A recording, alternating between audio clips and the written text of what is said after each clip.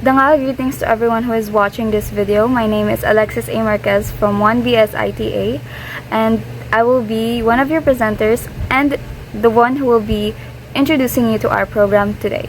Before we have a deep look into how our program works, I would first like to introduce what it is to you. Our program was created to help users convert currencies to other currencies. Here are a list of currencies that we have in this program.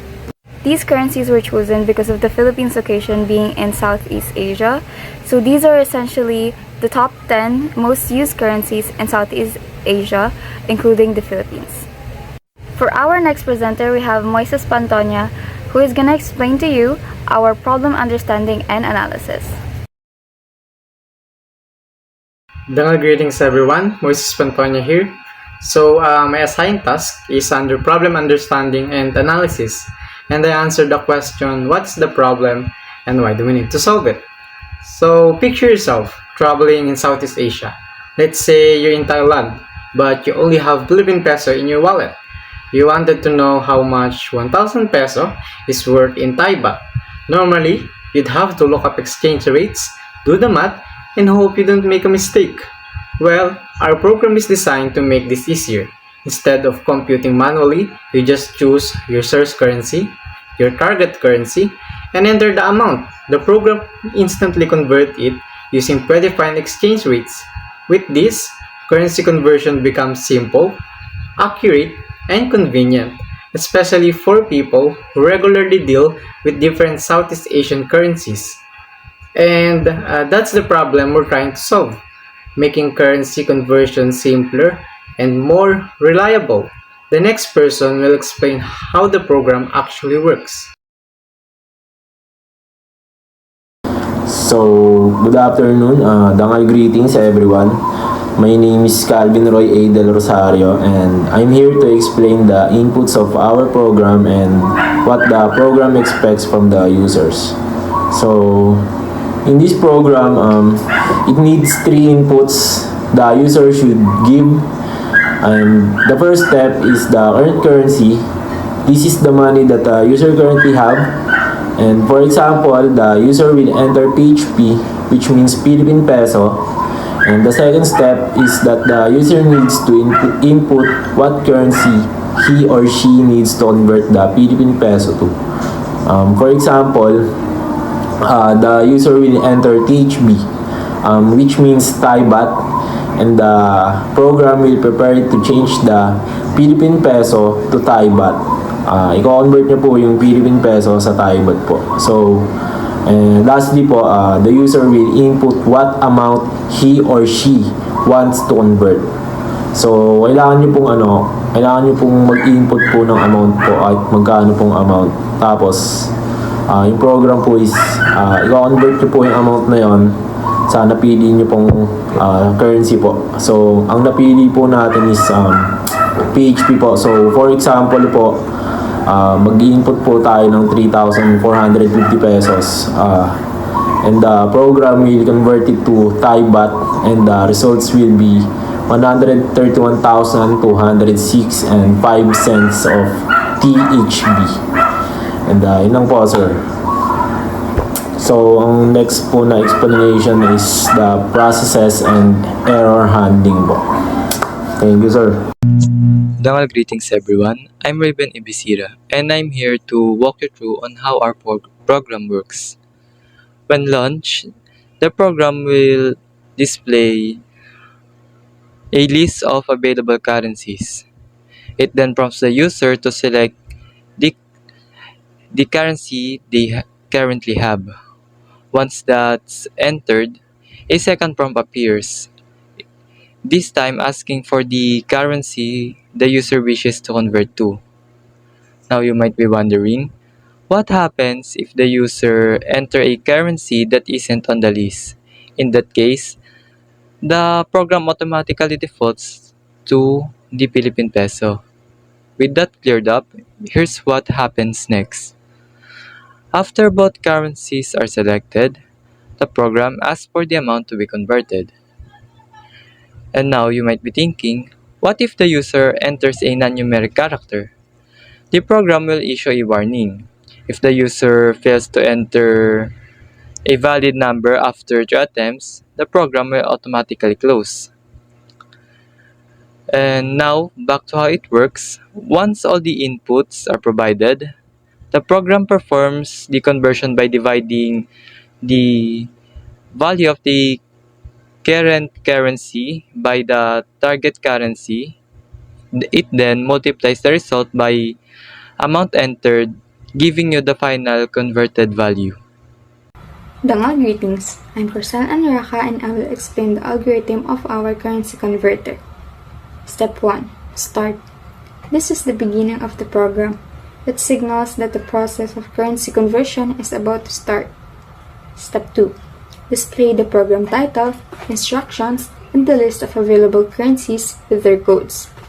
For this step, the program will first show its title and some basic instructions for the user. After that, it will also display the available currencies along with their codes. This helps the user know exactly which currency options they can use. Step 3 prompts the user to enter any available currency from the given list. For this step, the program will ask the user to choose a currency they currently have from the list provided. If the user enters something invalid or not in the list, the program will automatically default the currency to PHP or Philippine Peso. Step 4. Read and store currency value 1 in a variable.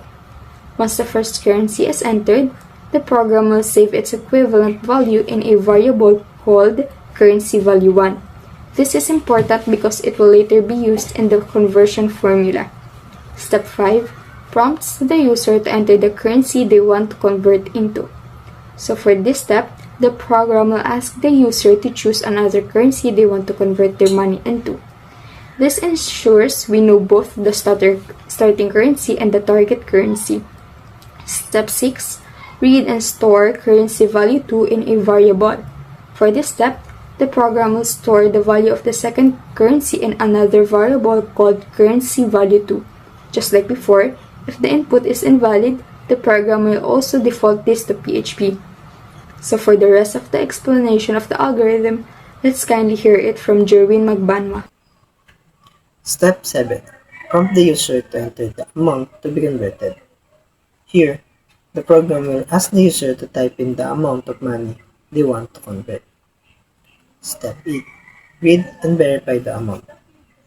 If the user enters something invalid, like letters, instead of numbers, the program should handle the error and ask again.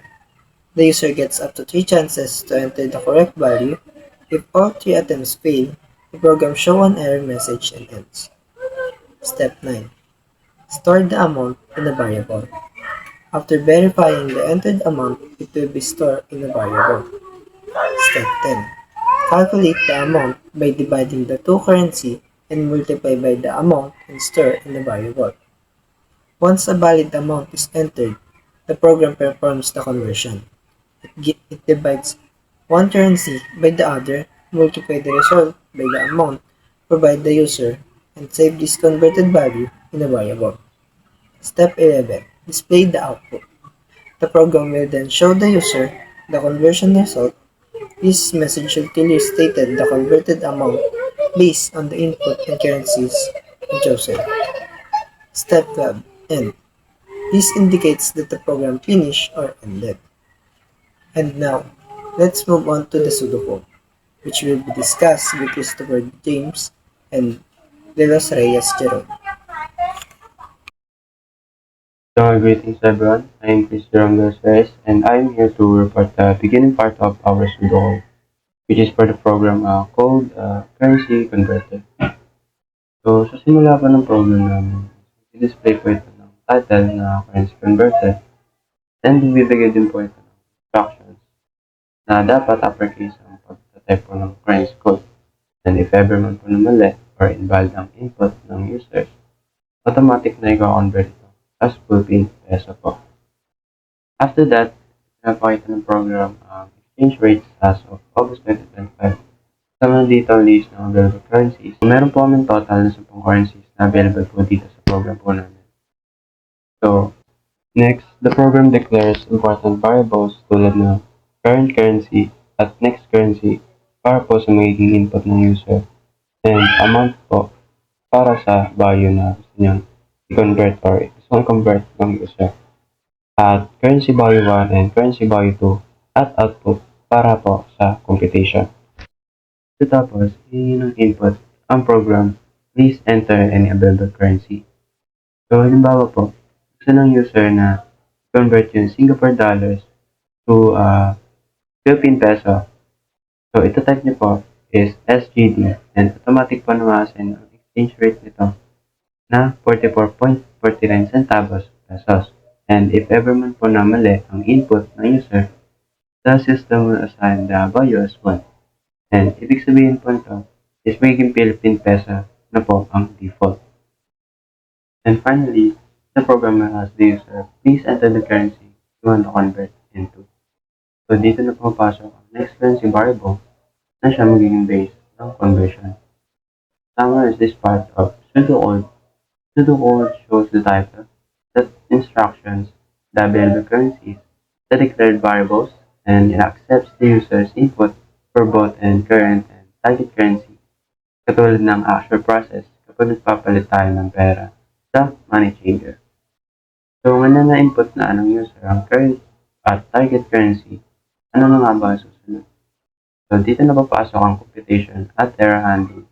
And to explain this part in detail, I pass the report to Director Christopher James. Hello, dangal greetings everyone. My name is Christopher James, si Director. And ngayon, ang part ko naman is set currency value number 2. So, set currency value 2 based on the next currency. So, mag-set up ng currency for value number 2. This part of sets the exchange rate for currency value 2 depending on the selected value or currency. So, yung mga list na nandito is BND, KHR, LAK, MYR, MMK, SGD, THB, BND, and syempre yung PHP, yung Philippine Peso. And next, pagka if invalid naman yung if the currency is not recognized or invalid, yung default na values magsiset siya automatic sa 1.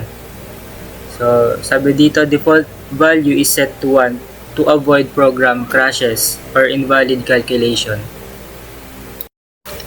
Next, asking the user for an amount. So, dito, yung display, please enter the amount sa pseudocode na nakalagay. Display and double quote, please enter the amount. Then next, yung error handling for user input. So, itong method na gagamitin is try catch method. Kunwari invalid yung number, siya yung mag-handle ng error na yun. So, dito sa pseudocode, meron siyang try, yung sa try sa first line, input amount second line, convert amount to number, then catch IO exception, display invalid input. So, yung sa display invalid input, lalabas lang siya pagka yung first attempt ni user na number is hindi valid. So, magdi-display yon ng invalid input. And then, sa second try naman ni user or second attempt, may ano ulit siya, try and catch ulit. So, may try, input amount ulit, then convert amount to number, and catch number format exception. Then, display. Sa display niya, may last attempt, please enter a number. So, dito, ina-ask ulit nung program na mag-enter si user ng valid na amount or valid na number. So, magdi-display ulit yon. Then, may nakalagay last attempt sa second try. Yun nga, may mga scenarios na hindi number yung mailalagay ni user. Minsan may text. Kaya dun sa second attempt na nakalagay dito, nag-aas na yung program na maglagay yung user ng valid na input or valid na number. Number na talaga, pwedeng integer or decimal, double, mga ganun. Sa third attempt naman ni user, pag mali pa din, or may error pa din sa nilagay niya, ganun ulit, same process.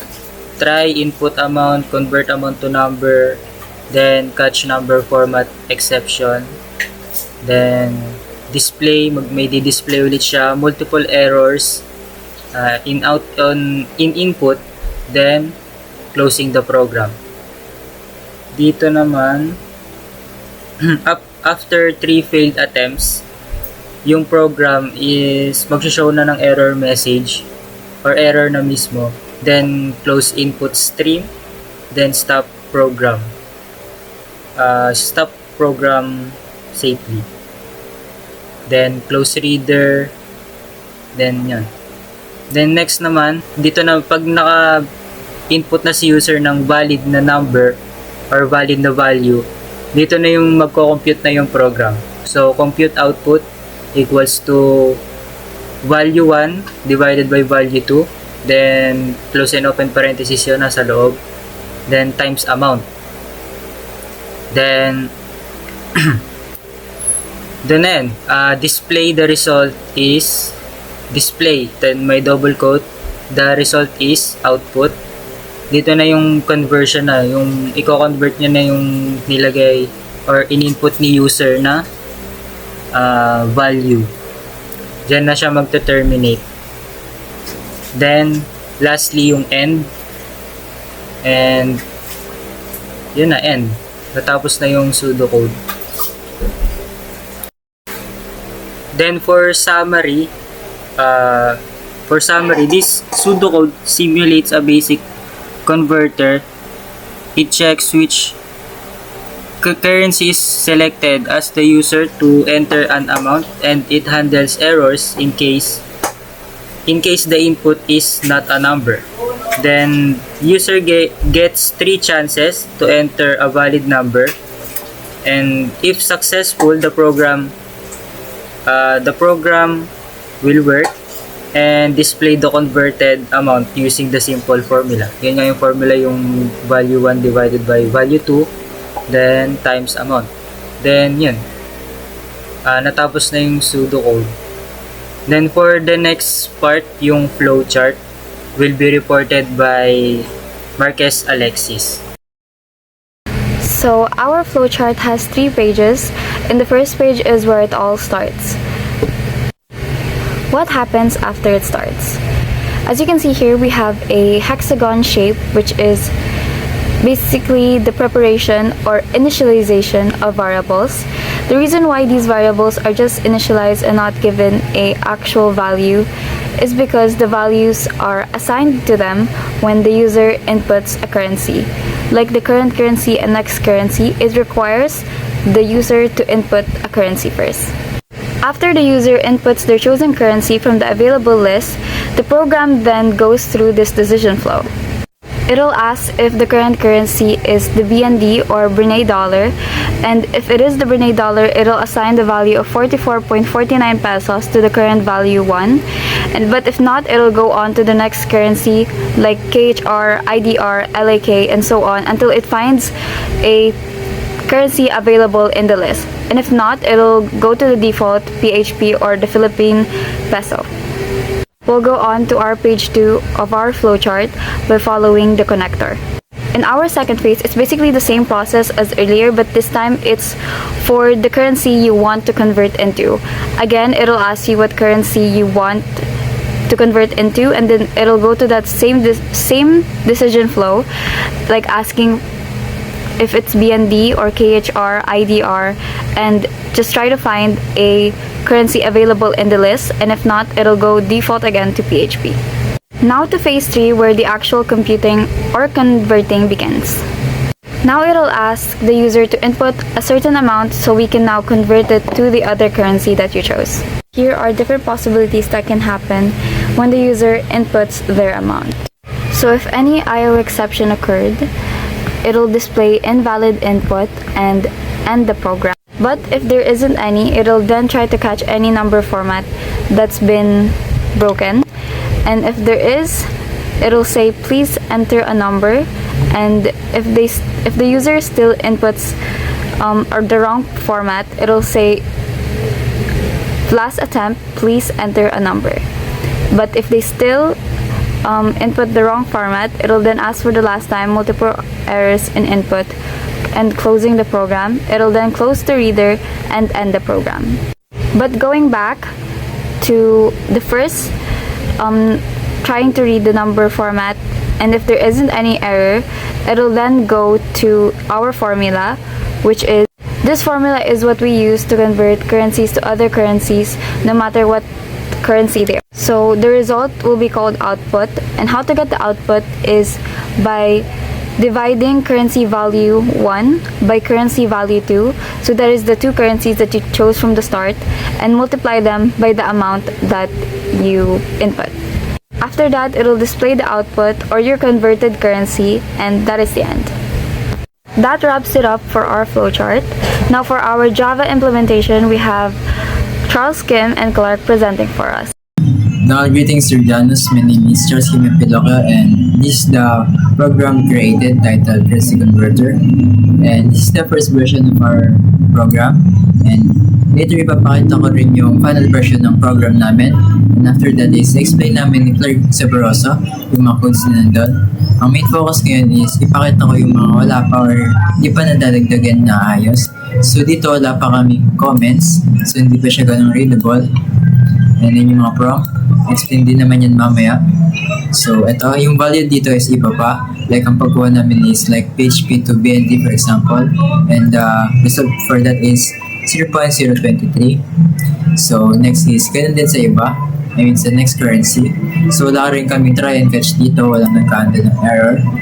And kaya kapag nag-type ka ng letters sa amount is automatically mag-ano siya. I mean mag-error talaga siya sa console.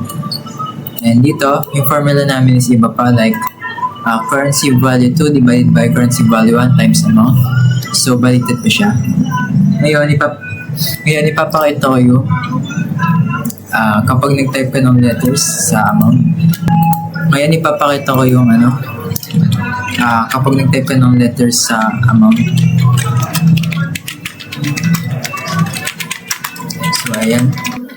So, ayan. Wala siyang error handler. Talagang ayun yung lalabas. So let's proceed to the final version. So ito na yung final version ng currency converter namin. Kung makikita nyo, nandagdagan yung comments, in-explain nyo yung mga data types dito. And dito naman, nag-update na rin yung values, in-update na rin namin. Ang pagkuha namin ng values dito is like, kunyari, BND to PHP, KHR to PHP, and so on. So, ayan, updated na rin.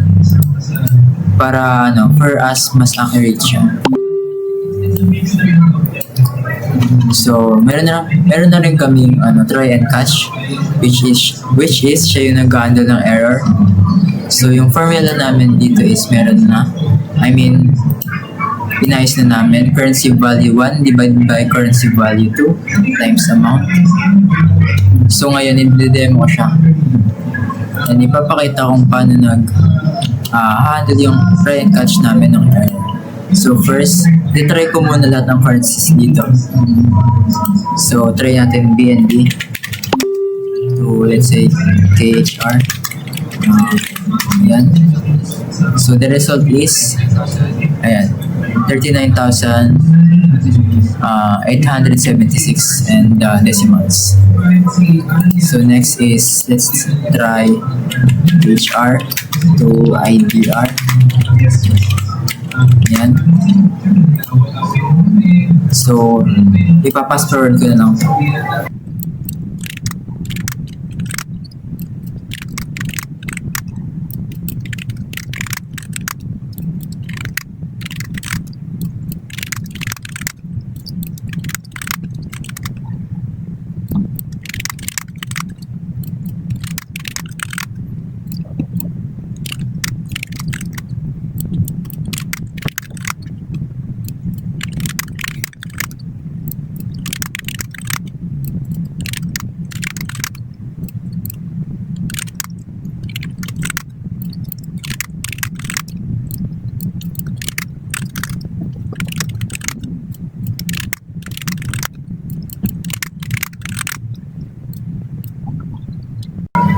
So next naman is ipapakita ko kung paano nag-handle yung try and catch namin ng error. So let's say lagyan natin siya ng letters. So ayan, please enter the number kasi naglagay tayo ng letters. So ayan. So let's try natin ng puro letters. I mean numbers na may letters. So last attempt na. After this, magpo-close na yung program. Let's see. So ayan, multiple errors in input, closing the program. The result is 0.0.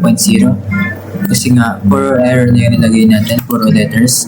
So ayan. And also, ipakita ko rin ulit yung kapag nakasmall letter. PND, PHP. So ayan, ganun pa rin. And next is, let's try ibang like USD to, let's say, okay, 200. So ayan, wala kami USD, so na-convert siya sa Philippine peso, which is 1. So ayan. So yun lang. So let's proceed to the explanations of our codes. So let's go. So ngayon, na-explain namin ni Clerk Saborosa yung codes na nandito. So first, ang kailangan namin sa program namin is makapag-input yung user sa console or makapag-type siya sa console. So kailangan natin na code is buffer reader. Since hindi siya built in Java, kailangan natin siya import. So dito, in-import namin siya. Import java.io.asterisk and with buffer reader equals new buffer reader, new input stream reader, system in. So next is, kailangan natin ng data types pati variable para doon natin i-input yung mga type ni user. So kailangan natin ng string current currency para siya sa currency sa, for example, BNB. So ayan. So next is string next currency. So kailangan natin ng another variable para dito i-input yung gusto ni user na currency na ma-convert. So next is double amount. Sa double amount, dito naman, ang ini-input lang is numbers. And sa string, letters lang siya, like words. So yan, kailangan natin ng amount para doon natin i-input yung, doon natin i-store yung amount na gusto ni user na ma-convert. So next is double currency value 1. So dito may So dito may store yung mga currency na na-input na ni user. So siya yung nag-hold ng mga currency na na-input na. So next is currency value 2. So ayan naman, kailangan natin ng dalawa para sa computation or sa formula mamaya. So next is the double output. So dito, ito yung magpiprint ng result mamaya. So i-explain yun ni Clerk Saborosa sa process. So next is, kailangan natin ng prompt para malaman ni user kung para saan tong program na to and kung ano yung pwede yung i-input and yung instructions. And ang kailangan natin code para dun is system.out.print. So ang code na to is, ito yung nag-print ng mga text na ipapakita sa console. So ayan siya. Meron program title currency converter. Instruction, please enter valid currency in use uppercase. And invalid currency will automatically convert into peso. Exchange date as of August 2025. And ito yung mga available currencies, BND, KHR, IDR, and so on and so forth. So ayan. So next is, let's proceed sa next code. So para ma-read ng program natin yung in-input ni user is, kailangan natin ng reader. Kailangan natin ng may mag-read sa kanya and mag-store sa isang variable. So meron tayo dito current currency reader.readline. So ayan, ang purpose nito is para ma-read niya yung input ni user and ma-store yung input ni user sa variable na nandito, which is yung current currency. So ayan. So next is, meron tayo next currency. Same lang siya dito, pero iba siyang variable. Ito yung pangalawang currency na i-input ng user. Like next currency equals reader.readline. So pangalawang currency na pangalawang code na mag-read sa next currency ni user. And i-store ni user yung i-store ng i-store nito yung input ni user sa variable, which is yung next currency. So next is the amount equals double that first double reader, that read line. So dito naman ma-store yung sa amount dito, yung ma-store yung input ni user na mga numbers, and siya rin yung nagre-read sa input ni user na amount. So ayan. Same lang siya dito sa next currency, sa current currency, pero number siya. Kaya siya double, first double. So, ayan. So, that's the input, and let's proceed to the process, and it will be presented by Clark Sabroso. Mga greetings po. Ako po si Sabroso Clark Jimwell. So, dito po, yung part na po to ang mag-a-ask sa client ng input. Para po siya mag-input ng currency na gagamitin para sa converter. So, halimbawa, nag-input si client ng BNB. Ang i-return na value po niya ay itong value na to. Yung value na po sa gilid na yan, yung mga numbers po na yan, yan po yung value ng mga currency dito sa pesos.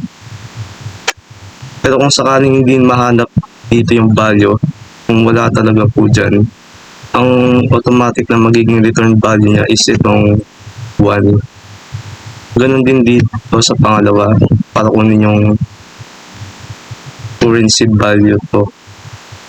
Mag-a-ask siya sa using ng isang pang currency, tapos hahanapin niya dito, kunwari MYR yung napili niya, ito po yung nire-return niyang value, pero kung wala, 1. Tapos next naman dito sa amount, numbers lang po yung kinukuha niya. So, kapag nagkamali si client ng input, kunwari, nag-input siya ng may letter, ang gagawin niya, mag-compose siya ng, please enter a number. Ibig sabihin, kailangan niya ulit mag-enter na number kasi mali yung number format niya. Ngayon, kung nagkamali ulit siya, dito, mag-a-ask ulit siya ang number. Yan, last attempt na po niya. So, kunwari, halimbawa kapag ginamit natin,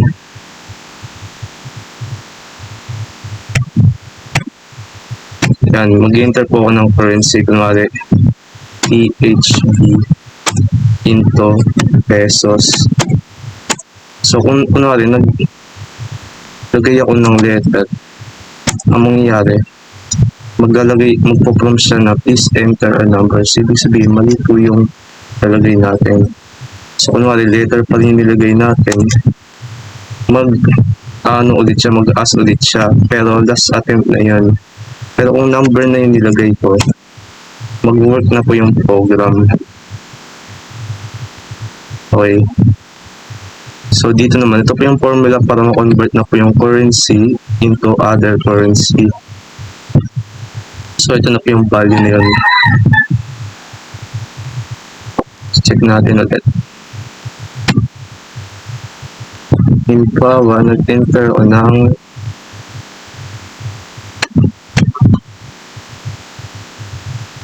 pesos.